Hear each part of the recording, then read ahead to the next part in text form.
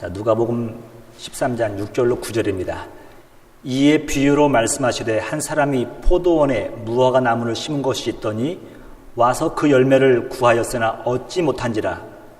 포도원 지기에게 이르되 내가 3년을 와서 이 무화과 나무에서 열매를 구하되 얻지 못하니 찍어 버리라. 어찌 땅만 버리게 하겠느냐. 대답하여 이르되 주인이여 금년에도 그대로 두소서. 내가 두루 파고 거름을 줄이니 이후에 만일 열매가 열면 좋거니와 그렇지 않으면 찍어 버리소서 하였다 하시니라. 아멘. 자, 오늘은 예수 비유로 말씀하시다 5번째 시간으로 그가 인내하신다라는 제목으로 말씀을 나누도록 하겠습니다. 여러분, 정치인이나 연예인 중에서 그 바른 말 하기를 좋아하는 분들이 많이 있습니다. 이 바른 말 하기를 좋아하는 사람들의 특징은 뭐냐면요, 청중들이, 대중들이 무엇을 듣기를 원하는지를 알고 있는 거예요. 그래서 그들이 가려워하는 것을 긁어주는 심정으로 그것을 언급하는 겁니다. 그럼 사람들은 되게 환호하고 시원해합니다. 여러분, 근데 이거 아십니까? 바른 말 잘하는 사람일수록 말 한마디 실수에, 행동 한 실수에 소위 훅 간다는 것을 아십니까? 그때는 아무 생각 없이 내어 뱉었는데 시간이 흐른 후에 그것이 자신의 발목을 붙잡는 경우가 종종 우리 주변에 많이 있지 않습니까? 설교자도 외에는 아닌 것 같아요. 복음의 본질, 신앙의 핵심을 말하면 말할수록 여러 가지 영적인 공격을 받는 경우가 많습니다. 근데 이 공격의 특징은요, 외적인 것보다는요, 저의 내부에서 치열한 공방이 일어날 때가 대부분이에요. 설교를 마치고 이 강대상을 내려가는 순간 난데없이 한 소리가 들리는 듯합니다. 너나 잘하세요. 저도 모르게 음에 기주고. 여러분, 이 고통을 누가 알겠습니까? 저를 가장 잘 이해하리라 생각했던 제 아내도 아마 모를 것입니다. 게다가 엉뚱한 말이라도 한 말 던지면요, 더 힘든 거죠. 제 아내가 그렇다는 것이 아니라 제 아내는 절대 그러지 않습니다. 여보, 오늘 설교가 왜 그래? 그렇게밖에 못하겠어? 여러분, 이런 말 들을 것 같으면요, 바로 관 짜고 누워야 될 그런 분위기가 되고 맙니다. 사실 이럴 때 여러분, 목사도 누군가의 위로와 격려가 필요할 때인데 참 쉽지 않은 상황이죠. 이때 제가 깨달은 사실이 뭐냐면요, 사람의 위로를 구하면 구할수록 더 낭패를 보게 된다는 것이에요. 저의 약함을 가장 잘 아시는 분께서, 근본적으로 저의 약함을 아시는 분께서 저를 만지시고 치유하시고 일으켜 세우지 않는 한 저는 또 넘어질 수밖에 없다는 것을 알게 되었다는 것입니다. 사도 바울도 아마 저와 같은 경험을 했던 것 같아요. 여러분이 잘 아시는 것처럼 사도 바울은 기회만 되면요, 복음을 전했던 사람입니다. 여러분, 말이 쉽지 가는 곳마다 적대자들, 위협하는 사람들, 글로 말미암아서 곤혹을 당한 것이 한두 번이 아니지 않습니까? 정작 사도 바울이 더 힘들었던 건 뭐냐면요, 이런 외적인 공격보다도 자신의 내부의 공격이었던 것 같아요. 자, 여러분 노트에다가 로마서 7장 21절부터 25절 말씀을 제가 적었는데요, 사도 바울이 이렇게 말씀하고 있어요. 그러므로 내가 한 법을 깨달았노니 선을 행하기 원하는 나에게 악이 함께 있는 것이로다. 여러분, 자기 마음 가운데 선의 의지가 있고요, 악한 의지가 있다는 거예요. 이 둘은 늘 싸우죠, 여러분. 사도 바울이 선을 행할 의지라고 했을 때, 여러분, 이 선의 의지는요, 좀 통합적인 겁니다. 여러분, 우리가 한쪽으로 치우치면 안 돼요. 치우치면 안 되는데, 사도 바울은 이런 거였어요, 여러분. 이방인들은 예수님의 의로로 말미암아서 우리가 의로워졌기 때문에 생활이 방임이었습니다. 마음대로 살았던 거예요. 이들에게는요, 성화, sanctification, 어떻게 구원받은 자녀가 살 것인가에 대해서 말씀을 전했습니다. 반면에 이방인들은요, 아직도 우리가 구원을 받으려고 하면은 착한 행실을 해야 된다고 믿었던 거예요. 그들에게는 칭의, justification, 어떻게 하나님의 자녀가 의로워질 수 있는 것인가를 설명한 거예요. 여러분, 근데 이방인과 이 유대인들에게 전했던 이 말씀이요, 결국은 하나라는 것을 여러분 아십니까? 근데 우리들은 가끔 이렇게 한쪽으로 치우친 경우가 많아요. 사도 바울의 선은요, 이 성화와 칭의, 이 둘을 다 아우리는 것이었습니다. 사도 바울의 고백이 뭐냐면, 선을 행하려고 하는 의지도 있지만 악을 행하려고 하는 의지도 제 마음에 있다는 걸 알았다는 거예요.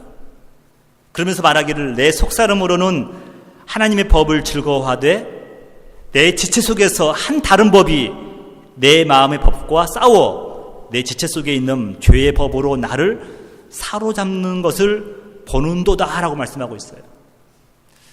여러분, 우리가 하나님의 말씀을 많이 알면 알수록, 깨달으면 깨달을수록 사실 여러분 쉽지 않은 인생이에요. 몰랐을 때는 모르겠는데, 율법이 오기 전에는 죄가 죄로 여겨진 바가 안 했잖아요. 근데 율법이 오고 나니까요, 그 율법이 우리의 행위를 고발하잖아요.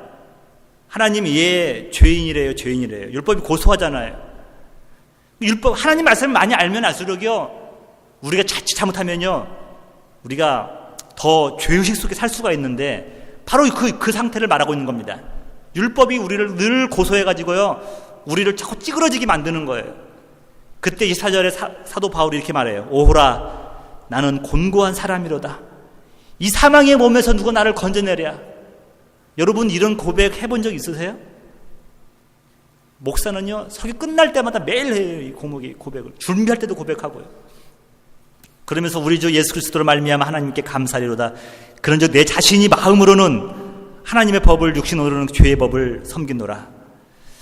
여러분, 사도 바울이 내면의 그 아픔을 표현한 길인데요, 죄송한 말씀입니다만 이 본문을 보면 힘이 나요.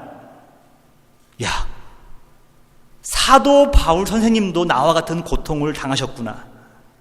그 깨달은 게 이거예요. 여러분, 신앙의 연륜이 깊은 성도들이요, 사람들이 영적 사투를 벌일 때 그것을 바라보는 믿음 약한 사람들에게는요, 때로는 치유의 시간이 될 수 있다는 걸 여러분 아십니까?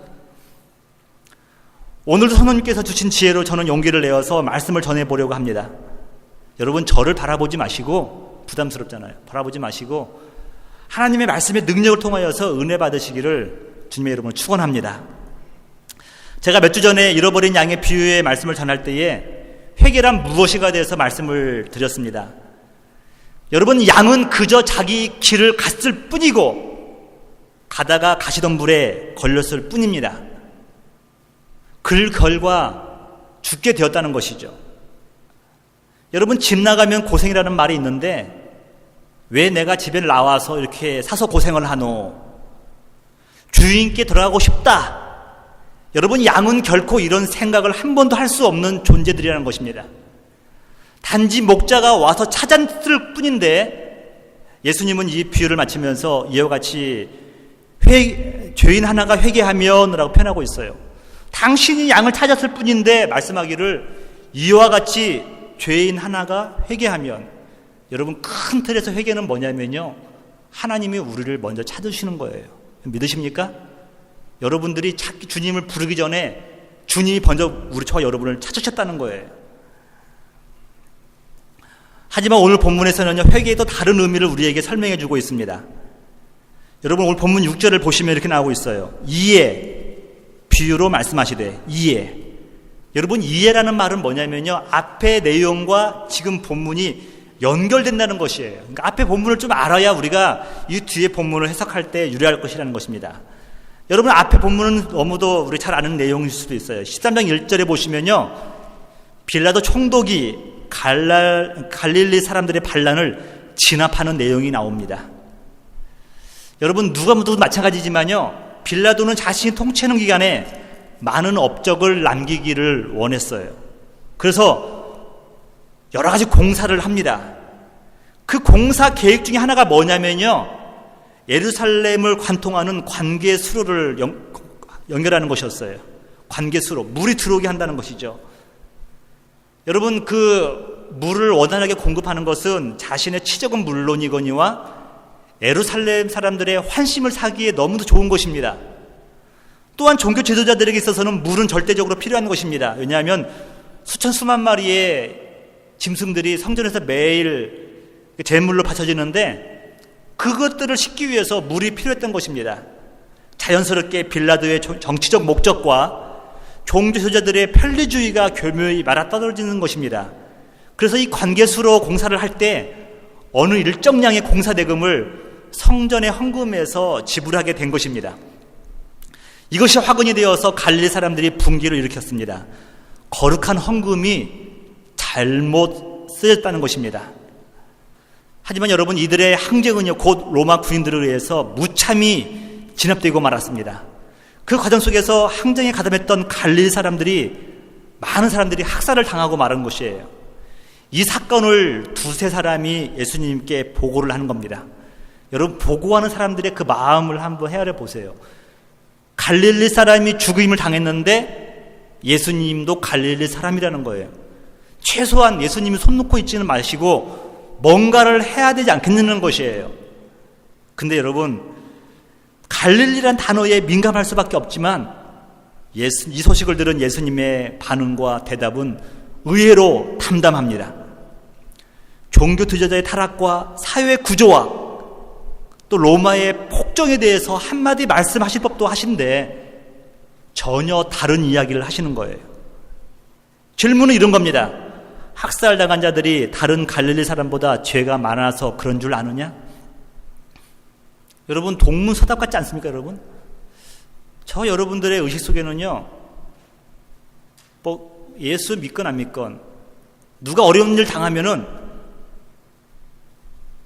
얼마나 큰 죄를 지어서 그럴까라고 자칫 생각하기 쉽다는 것입니다. 예수님이 지금 그것에 대해서 묻는 거예요. 학살당한 자들이 다른 갈릴리 사람보다 죄가 많아서 그런 줄 아느냐? 제자들은 어리둥절해 합니다. 예수님 대답은 아니라는 것이에요. 그리고 그 당시에 시사성 있는 사건을 또 끌고 들어옵니다. 예수님 당시에 망대가 무너져 18명이 압사당하는 사고가 있었어요. 여러분, 큰 사고예요. 아마 그 당시에 CNN 신문이 있었다고 한다면요, 며칠이고 헤드라인 기사로 떴을 것입니다. 또 사람들은 모이기만 하면 그 이야기를 한 것입니다. 그런데 그들은 남의 말처럼 쉽게 하더라는 것입니다. 그들이 마치 죄가 많아서 그런 벌을 받았다는 해석들이 난무했다는 것입니다. 예수님은 그들의 수군거림을 잘 아시기에 말씀하십니다. 망대에 깔려 죽은 자들이 예루살렘의 다른 사람들보다 더 죄가 많아서 죽임은 당할 줄 아느냐? 아니라는 거예요. 그러면서 예수님은 이 학살 사건과 망대 사건을 언급하면서 다음과 같은 결론으로 매듭을 쳤습니다. 너희도 만일 회개하지 아니하면 이와 같이 망하리라. 예수님은요, 전혀 다른 성격의 사건을 통하여서 너희가 회개하지 않으면 이와 같이 망할 것이라는 것을 말씀하십니다. 한마디로 말하면 이거예요. 너희들이 의로워서 살아있는 줄 아느냐? 아니라는 거예요. 너희들도 너희 죄로 인하여 이미 하나님 앞에서 죽었어야 될 운명이었다는 것이에요. 그런데 무엇인가 의해서 너희들이 살게 되었다는 것입니다. 예수님은 갈릴리 사람들이 학살당한 것과 망대가 무너져 18명의 사람이 죽은 사건을 통하여서 인간은 태생적으로부터 죄로 인하여 죽을 수밖에 없었던 것을 말씀하고 계십니다.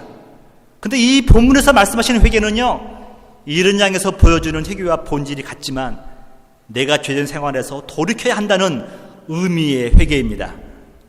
여러분, 사실 유대인들의 신앙관 또는 고정관념 속에는요, 죄를 지으면 현세의 그 죄에 상응하는 벌과 고난을 받는다는 것이 있었습니다. 여러분, 구약 성경에 보면요, 율법 시대에는 맞았어요. 잘못하면 그 자리에서 하나님의 징벌이 임했습니다. 그런데 예수님 오신 이후에는요, 우리가 잘못을 하더라도 그 심판이 미루어지는 거예요. 여러분, 만약에 고난받고 벌을 받는다는 사람들이 이 땅에 있다고 한다면요, 성경의 죄와 상관없이 의인이 받는 고난에 대해서 우리는 해석할 방법이 없습니다. 여러분, 욥의 고난을 아십니까? 한마디로 까닭 없이예요. 욥의 고난은요, 까닭 없이예요. 하나님만 알고 계시는 거예요. 사도들의 고난은요, 한마디로 주님 때문이에요. 죄가 아니라 주님 때문에 그랬어요. 복음 때문에. 죄를 지은 자는 현세에 상하는 벌과 고난을 받는다는 생각이 저변에는요, 나는 그렇지 않다. 나는 의인이다. 저들에 비해서 의인이다고 하는 생각이 교묘히 숨겨져 있는 것입니다. 그들의 속마음을 아신 주님께서 그들의 영적 신앙적인 현주소를 깨우쳐 주시기 위해서 비유를 말씀하기 시작합니다. 여러분, 비유의 내용은 이렇습니다. 6절에 보시면 한 사람이 포도원에 무화과 나무를 심었다는 것입니다. 여러분, 이 짧은 말씀이지만 뭔가 앞뒤가 맞지 않는 말씀이에요. 여러분, 포도원에는요 포도나무가 심기는 것이 맞아요. 무화과 나무는요 무화과 밭이나 그냥 땅에 심겨져야 되는 것입니다. 그런데 굳이 오늘 성경 비유의 말씀 보면요, 포도밭에, 포도과수원에다가 무화과 나무를 심었다는 것이에요. 여러분, 성경에서 포도나무 하면은요, 이 포도나무는요 하나님께 영광과 기쁨을 주고 사람들에게는 한없는 희열을 주는 그런 과일로 설명되어지고 있습니다. 여러분, 시편 128편 3절 한번 보세요. 오늘 남자들이 참 이렇게 이 말씀 보면 은혜를 받았으면 좋겠는데, 내 집 안방에 있는 내 아내는 결실한 포도나무 같으며. 이게 무슨 말이에요, 여러분? 집에 있는 아내가요 결실한 포도나무래요. 그 남편에게 기쁨을 주는 존재라는 것이죠. 여러분, 그래서 바가지 긁으면 안 돼요. 여러분, 너무 다이어트 해가지고 삐짝 말르면 안 돼요. 결실한, 통통해야 돼요. 통통. 그러면서 내 식탁에 둘러앉은 자식들은 어린 감람나무 같으니라. 여러분, 감람나무, 여러분 혹시 그 올리브 열매가 열린 걸 보셨습니까? 한 나무에 얼마나 많이 열렸는지, 그게 떨어지면요 바닥이 다 그 흥건히 젖어요. 아내는 남편에게 기쁨을 주는 결실한 포도나무이요, 자식들은 둘러앉은 감람나무 같더라. 여러분, 이게 우리 기독교인들이 꿈꾸는 가정 아닙니까? 이렇게 포도나무는요 그 주인에게 기쁨을 주는 존재였어요. 여러분, 반면에 무화과 나무, 피그트리죠, 돼지나무, 의미가 뭡니까? 여러분, 그 의미를 살펴보니까요 하찮은 이란 뜻이 있는 거예요. 피그트리의 뜻이 뭐냐면 하찮은 나무라는 거예요. 너무 하찮은 나무입니다. 그래서 황무지에서도 잘 자라고 아무 데서 잘 자라는 나무예요. 별로 값어치가 없는 나무예요. 그런데 포도밭 주인은 최소한 포도와 열매를 포기하고 하찮은 열매를 기대하면서 포도밭에 그 나무를 심는 것입니다. 여러분, 이 비유의 도입부터가 심상치 않지 않습니까? 그렇다면 무화과 나무는 무엇을 상징하는 것일까요? 1차적으로 무화과 나무는 이스라엘을 상징합니다. 여러분, 저는 그 회복이라고 하는 영화를 보면서 그 메시아닉 주, 예수님을 그리스도라 믿는 유대인들을 핍박하는 그 유대인들을 보면서요, 이 민족처럼 치졸하고 집요하고 못된 민족은 이 세상에 더 없을 것이라고 저는 생각이 들었습니다. 여러분, 그들은 자신들이 잘난 줄 알고 있습니다. 역사적으로 보면, 그러나 여러분, 그들은요 포도나무가 아닌 무화과 나무에 불과했다는 것입니다. 이스라엘의 뿌리는 노예였습니다. 유브라데스 강을 건넌 사람들이었어요. 애굽에서 종살이 했던 사람들입니다. 별 볼 일 없는 사람들이었어요. 근데 여러분, 이 사람을 택한 것은요 본문에서처럼 무화과 나무를 심은 사람의 의지와 결단이 있었던 것이었습니다. 하나님께서 이 민족을 선택하신 의지와 사랑으로 이스라엘 백성들은 선민이 될 수 있었던 것입니다. 그리고 이스라엘 백성들의 존재 목적은 심으신 분을 열매를 맺음으로 기쁘게 하는 것이었어요. 여러분, 근데 문제는 뭐냐면 하나님의 선민의 특권은 누리지만 하나님께서 기대하시는 열매가 없었다는 것입니다. 여러분, 여기서 본문 흐름상 여기서 말하는 열매는요 회개의 열매를 가리키는 거예요. 그래서 찍어 버림을 당할 위기에 처하게 된 것입니다. 이 비유를 들은 유대인들은 몹시도 불쾌했을 것입니다. 자신들을 비유로 말하는 것을 알아들었기 때문에 그렇습니다. 자신들이 찍어질 위험에 있다니 너무도 잔인한 말이 아닙니까? 여러분, 근데 오늘날 이 비유는요 우리에게도 같은 같은 이치로 다가온다는 것입니다. 우리 역시 포도원에 숨겨진 무화과 나무라는 사실을 아십니까? 우리 각 개인들, 우리들은 원래 별 볼 일 없는 사람들이었는데 하나님에 의해서 하나님의 밭에 심겨졌다는 것입니다. 근데 문제는 우리 역시 하나님이 기대하시는 회개의 열매를 맺지 못하고 있다는 것입니다. 구원의 특권은 누려요. 감사는 누려요. 마땅히 하나님 자녀로서 우리가 행해야 될 것들에 대해서는 외면하고 있다는 것입니다. 우리도 이스라엘 백성들과 차이가 없이 찍어 버림을 받을 수밖에 없는 처지에 처한 것입니다. 여전히 우리는 우리가 잘난 줄 알고 내 힘으로 살아온 것처럼 착각하고 있는 것입니다. 그리고 이스라엘 백성들처럼 우리 주위에서 고통당하는 사람들을 보면서 그들의 죄로 인하여 고통을 받는다고 생각을 합니다. 나는 의롭기 때문에 저러한 고통을 당하지 않는다고 생각하는 것이죠. 여러분, 이것이 하나님 앞에서 문제였던 것이에요. 욥의 세 친구들의 생각을 요약하면 다음과 같은 것입니다. 하나님 앞에서 얼마나 큰 죄를 지었으면, 이게 바로 욥을 향한 그 친구들의 항변이었죠. 열매를 맺지 못한 무화과 나무는 찍혀 버림 받을 위기에 처했는데 이 비극을 막은 사람은 다름 아닌 포도원지기였다는 것입니다. 여러분, 포도원지기가 열매를 맺지 못하는 무화과 나무를 대신하여 사정하고 있는 것입니다. 8절에 보시면 금년에는 그대로 두소서, 두릅하고 걸음을 두고 열매를 맺을 기회를 주자는 것입니다. 아버지가 자녀를 향한 분노를 퍼부을 때 옆에서 기름을 붓는 엄마도 있지만요, 정상적인 부모님 엄마라고 한다면 아버지를 말리는 거죠. 한 번만 봐주라고, 나를 봐서라도 한번 봐주라고, 다음에 잘할지도 잘할 거니까 이번에 용서해 주라고. 여러분, 엄마가 그 아버지를 말리지 않습니까? 여러분, 이 포도원지기가요, 그 주인한테 사정을 하는 겁니다. 여러분, 그 마음을 느낄 수 있습니까? 제가 여러분이 이 절대절명의 위기에 처한 무화과 나무라고 한다면 우리는 그것이 얼마나 감사하고 감격스럽겠습니까? 예수님은 예루살렘을 바라보시면서 눈물을 흘리십니다. 그들의 안타까움을 아시는 거예요. 회개하지 않으면 멸망할 것인데 그들은 회개의 열매가 없었기 때문에 멸망할 수밖에 없었습니다. 겟세마네 동산에서 예수님은 기도하시면서 땀이 피가 되도록 안타까워하는 마음으로 기도를 하십니다. 그리고 십자가 상에서 다 이루었다고 말씀하시고 운명하시는 예수님의 모습이 바로 이 포도원지기의 모습에서 우리는 발견할 수가 있는 것입니다. 사랑하는 성도 여러분, 저는 예수님의 이 비유의 목적이 저와 여러분의 시선을 바꿀 것을 요구했다는 것을 깨달을 수가 있습니다. 사람들은 타인의 고통이 받을 때 그렇지 않은 나는 의인처럼 착각하고 있다는 것입니다. 이런 관점에서 나 자신에 대하여 그들에 비하여 나을 것이 아무것도 없다는 것을 깨닫기를 원한다는 것입니다. 단지 이 내용은 뭐냐면 예수님의 간구와 하나님의 인내하심으로 신앙인인 우리에게 내릴 심판이 연기되었음을 알게 하시는 것입니다. 너희도 회개하지 아니하면 이와 같이 망하리라.